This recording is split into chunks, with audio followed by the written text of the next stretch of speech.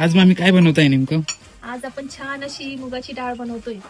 मुगाची डाळ, भात, भजी, चपाती. आजची सुट्टी आहे आपल्याला म्हणून आपण बनवतोय. निवांत आहे आज. तुम्हाला मदत करायला बघा मामा आहे. स्पेशल व्यक्ती आहे ज्यांना सगळं येतं. आचारी येते. हे बघा आचारीने सांगितल्याप्रमाणे आपण लसूण एक्स्ट्रा ऍड केलंय. आता लसूण, तिखट, हळद एकत्र करतोय.